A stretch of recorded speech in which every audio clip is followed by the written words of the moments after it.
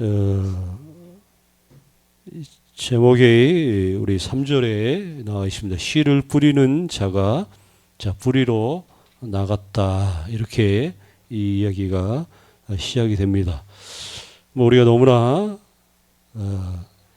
잘 알고 있는 성경에 우리 특별히 어떤 특별한 어떤 이야기들, 너무나 잘 알고 있는 그런 이야기들이 좀 있는데 그 가운데 이 이야기도 당연히 포함될 거라고 생각합니다.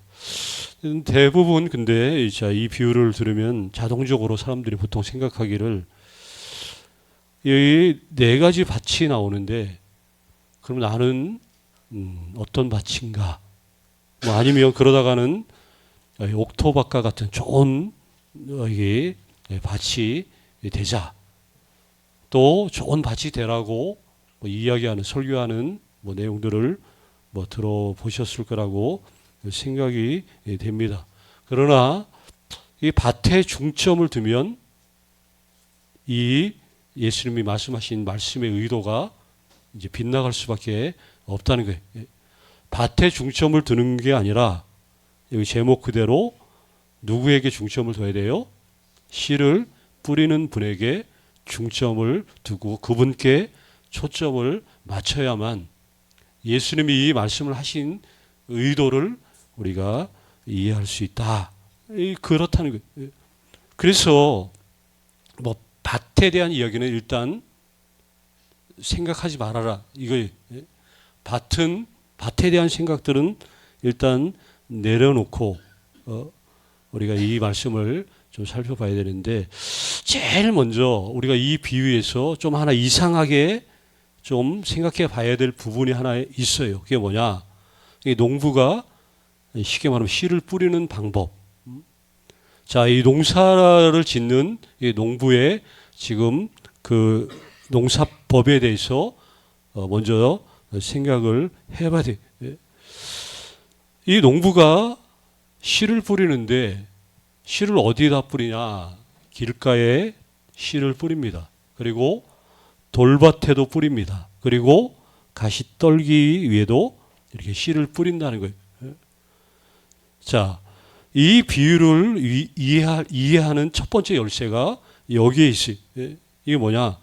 당시 팔레스타인의 그 지방에서 농사를 짓는 사람들의 그 농사법. 이 농사법을 알아야 이거를 이해할 수가 있다는 거예요. 오늘날 우리가 알고 있는 농사법, 저는 농사를 짓지 않았지만 농사 짓지 않는 사람도 너무나 당연하게 알 수 있는 게 뭐냐?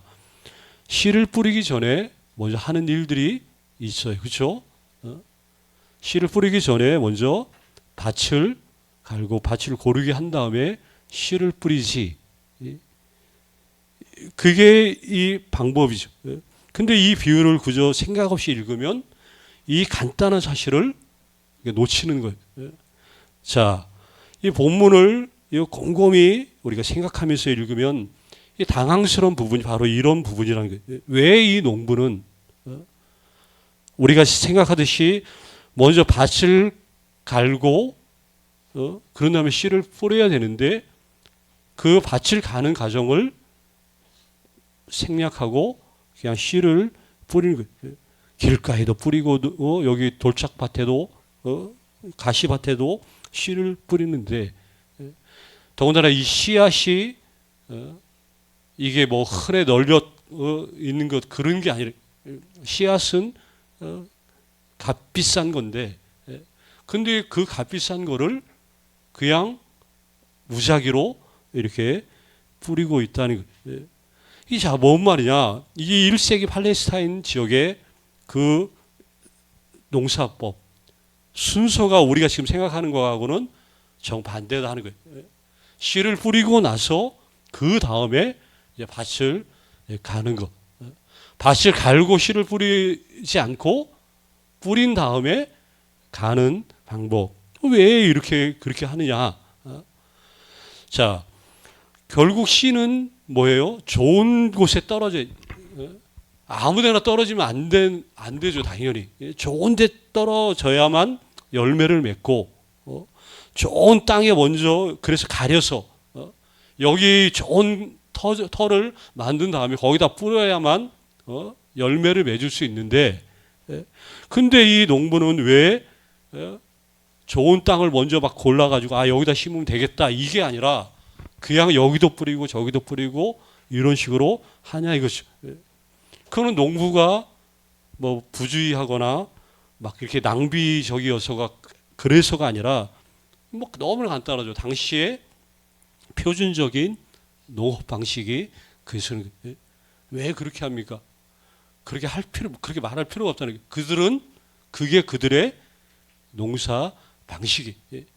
이거는 뭐 남의 나라 사람들, 남의 문화에 있는 사람들이 백날 얘기해봤자 소용없어요. 우리나라에 고유한 문화가 있고 우리나라만의 어떤 그 방식이 있는데 그 방식을 전혀 이해하지 못하는 외국 사람들이 너희는 왜 그딴 식으로 하니 뭐 그렇게 하냐 백날 얘기할 필요 있어요 없어요? 필요 없다는 게 없다는 거예요. 왜냐? 우리는 우리가 해왔던 그 방식들이 있는 것처럼 그들은 그러한 방식으로 그렇게 한다는 거예요.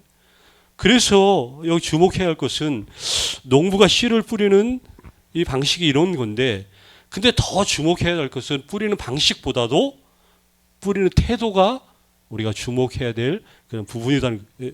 자, 농부가 씨앗을 아끼지 않고 길가든 돌밭이든 가시떨기 막 여기에 주저없이 뿌리는데, 자, 이 농부는 결국 누구를 가리키는 거예요? 예수님 말씀하실 때 하나님을 가리키는 거고, 이 씨앗은 하나님의 말씀을 가리키는 거죠. 자, 뭘 말이냐? 하나님의 말씀을 어떤 자격 있는, 소위 말하면 좋은 가려서 자격 있는 거기에 그 한정해가지고 자격 있는 사람들에게만 하나님의 말씀을 주시는 게 아니라는 거예요. 자, 좋은 밭처럼 보이는 사람에게만 복음을 허락하는.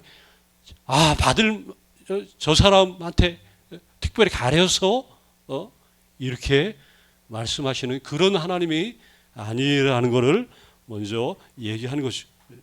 여기 길가는 사실 뭐 굳은 마음을 대변해. 그러니까 길가 같은 뭐 굳은 마음, 뭐 돌밭 같은 뭐 얕은 마음, 여기 가시떨기로 가득한 이 복잡한 마음, 무엇이든지 상관없이 굳은 마음이든 얕은 마음이든 복잡한 심정이든 가리지 않고 아낌없이 말씀의 씨앗을 뿌린다 하는 거예요. 이게 한마디로 이걸 표현하면 은혜의 낭비라는 거예요. 은혜의 낭비. 우리는 은혜를 낭비하듯이 누군가에게 웬만하면 그렇게 하지 않아요. 받을 만한 사람에게, 줄 만한 사람에게 주는 것이 받을 만하지 않은 그런 사람에게까지 내가 그런 마음을 쏟고 막 이렇게 하는, 이게 쉽지는 않아요. 이게 은혜의 낭비인데 세상의 논리를 보면 하나님은 너무나 비효율적인 분이시다 하는 거예요. 돌아올 곳이 분명한 곳에 심는 거죠. 분명한 곳에 투자를 하고 분명한 곳에 뭔가 지원을 하고 될 만한 사람에게 아낌없이 뭔가 밀어줄 수 있는 어떤 그런 것들이 돼야 되는데, 근데 하나님은 그렇게 하지 않으신다 하는 거예요. 하나님 왜 그렇게 하시나? 로마서 5장 8절에 보면 여기 이런 말씀이 있어요.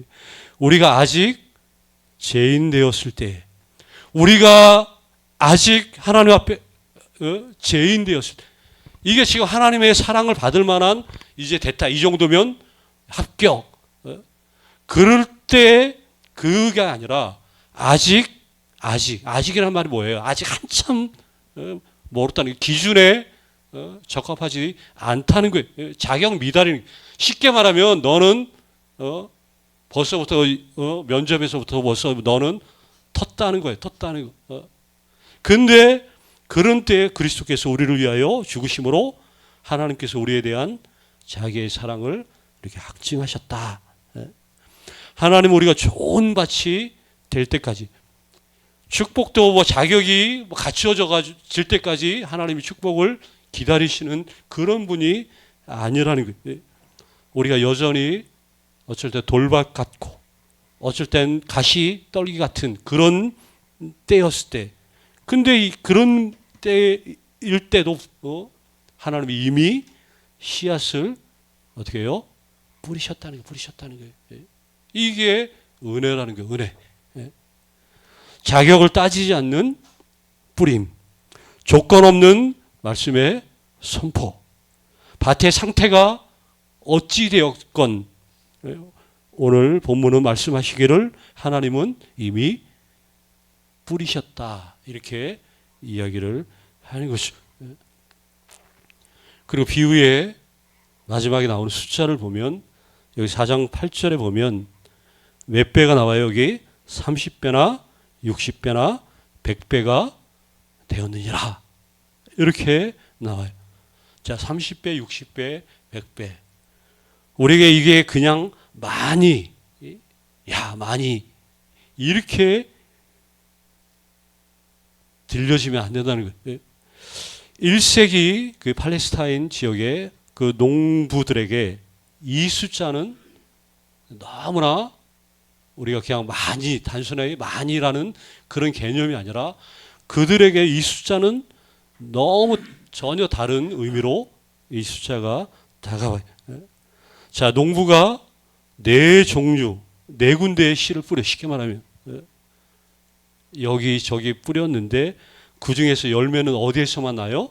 오직 한 군데서만 열매가 나중에 나는데, 자, 세상의 논리로 보면 넷 중에 한 군데만 열매를 맺었다. 그러면 이 성공률이 몇 %예요? 넷 중에서 하나만 성공하면 성공률이 몇 %예요? 25%잖아요. 그렇죠? 그러면 반대로 실패할 확률이 몇 %예요? 75%의 실패의 확률이 있는 농사예요. 이게, 자, 내가 뭔가 도전을 하고 뭔가 투자를 하거나 뭔가 내가 이렇게 하는데 성공 확률이 25%고 실패할 확률이 75%인데, 그러면 우리가 어떻게 하겠지? 가감하게 25%면 엄청나니까 한번 그냥 덮어놓고 한번 해보겠어요? 75%라고 하는 실패율이 있으면 아무래도 머뭇거리지 않겠어요? 저는 간이 떨려가지고 50% 반반 확률이라도 아마 이걸 해야 되나 말아야 되나 아마 그렇게 생각할 수도 있을 거예요. 아니, 적어도 성공 확률 70% 이상은 돼야 좀 안심하고 뭔가 하지 않겠나, 이런 생각들 왜 안 하겠어요? 그런데 이 성공 확률이 25%밖에 안 되는데도 이렇게 하나님이, 이 농부가 이렇게 했다. 어떻게 보면 비효율적이고 낭비적이고 마치 계획이 없는, 될 대로 되라는 식으로 하는 것처럼 보여져요.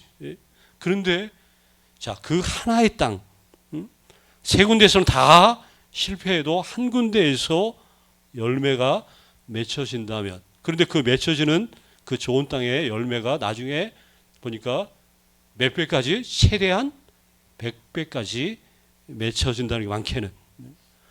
당시 팔레스타인 그 지역의 농업에서 평균 수확량이 4배에서 5배 정도라고 얘기를 합니다. 로마, 이탈리아에서는 5에서 6배 정도. 제일 그 당시에 그 세계에서 제일 그래도 많이 수확량이 많은 지역이 어디냐면 애굽 지역이에요. 애굽. 거기에 무슨 강이 있어요? 유명한 나일강이 있어가지고 나일강 그 영향으로 아주 농사짓기 좋은 그 토양이 만들어지기 때문에 여기서 이집트, 나일강의 영향을 받는 이집트가 최대치가 7배라고 얘기를 해요. 그러면 자, 4, 5배, 대여섯 배, 이거 7배. 근데 여기 몇 배라고 그래요? 30배. 현대의 기술로도 쉽지 않은 30배. 근데 더군다나 몇 배까지? 100배는 기적에 가까운. 이건 기적이 아니면 도저히 생각할 수 없는 그런 수치. 아마 이 비유를 들은 그 당시 예수님 직접 막 이 비유 얘기할 때 그 앉아서 들었던 그 농사 짓는 사람들은 아마 아이고 저게 말이 되는 얘기입니까? 라고 아마 그렇게 얘기했을 게 아마 그렇게 추측이 되죠. 당연히. 그런데 예수님은 인간의 계산을 초월하는 하나님의 나라의 결실을 선포해 주는 거예요. 하나님이 하신 일을 누가 우리가 계산적으로 계산할 수 있다면 그거는 하나님이 하신 일이 당연히 아니죠. 내 계산으로는 도저히 생각할 수 없는 그 일하심, 결실이 하나님에 의해서 주어질 거라는 이 확신이 없으면 뭐 우리의 믿음이, 신앙이 이게 뭐 의미가 있겠어요. 내가 계산한 만큼만 하나님이 허락해 주시고 채워주시고 그럴 거라면 신앙이 뭐가 이렇게 큰 의미가 있겠어요. 그거 남보다 조금 더 그게 뭐 없어도 문제 아무지 없고 좀 더 있다고 해가지고 뭐 더 별바 다를 것도 없는 그렇게 계산적으로 되어질 것 같으면 의미가 없죠. 그런데 하나님은 항상 이런 계산적인 것들을 초월하시는, 하나님의 나라는 우리의 생각과 상상을 초월하는 이런 놀라운 일들, 하나님이 예수님이 말씀하시는 것들은 바로 이런 부분이란, 많은 씨앗이 실패한 것처럼 보이는 곳에 떨어지죠, 당연히. 그러나 결국 그럼에도 불구하고 어떤 것에 어떤 이렇게 열매를 맺을 것이 분명히 생기는데, 뭐 하나님의 나라의 말씀은 결코 헛되이 돌아오지 않는다는 거예요. 우리 그 유명한 이사야 55장 그 10절 11절에 이런 말씀이 있어요. 비와 눈이 하늘로부터 내려서 그 그리로 되돌아가지 않고 땅을 적셔서 소출이 나게 하고 싹이 나게 하고 뭐 파종하는 자에게 종자를 주며 먹는 자에게 양식을 줌과 같이, 그러면서 내 입에서 나가는 말도 이와 같이 어떻게 해요? 헛되이 내게로 되돌아오지 않고 여기 나의 기뻐하는 뜻을 이루며 내가 보낸 일에, 하나님이 하신 말씀이 헛되이 돌아오지 않는다는 거. 무슨 말이냐? 그분이 그렇게 말씀하셨으면 우리 계산적으로는 아무리 최대치 최고의 결실이 7배, 근데 그분이 30배, 60배, 100배라고 한다면 우리의 계산, 이미 우리의 손을 다 벗어난 이 아낌없이 씨를 뿌리시는 분이 그렇게, 누구세요? 우리 아버지 하나님이시라는 거예요. 자, 어떤 땅이든 상관없다는 거예요. 내가 어떤 사람이든 그 아무런, 우리는 그냥 누구 이 사람이 저렇고 뭐 우리의 기준에는 뭐 답이 나와 있는지 어쩐지 모르겠지만 하나님은 그런 거 전혀 상관이 없다는 거예요. 하나님은 말씀이 선포되었고, 오늘 이 예배도 지금도 마찬가지로 이 시간에도 하나님 말씀이 변함없이 어떻게 되고 있어요? 지금 뿌려지고 있다는 거예요. 왜 그래요? 하나님은 뿌리시는 분이기 때문에 그렇다는 거예요. 뿌려진 씨앗은 언젠가 반드시 열매를 맺는다는 거예요.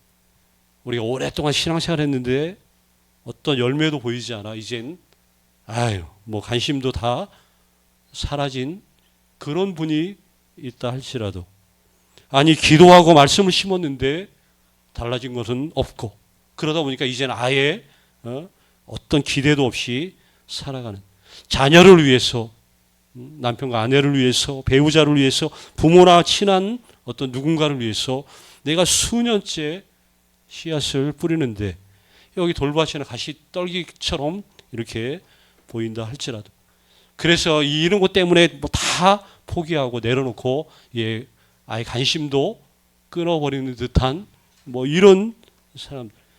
근데 들으라는 거예요. 여기 농부가 어떤 수확을 막 보장받고 씨를 뿌리는 것은 사실은 아니죠. 농부는 이 씨앗의 능력, 단순히 그거 하나 믿고 뿌리는 거예요. 내가 이걸 하면 열매를 맺을 거다라는 어떤 뭐 확신 이런 것들 있는 것이.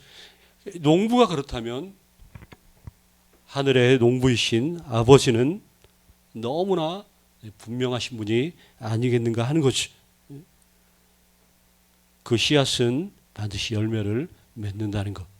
이게 하나님의 나라의 방식이 그렇기 때문에 그렇다는 거예요.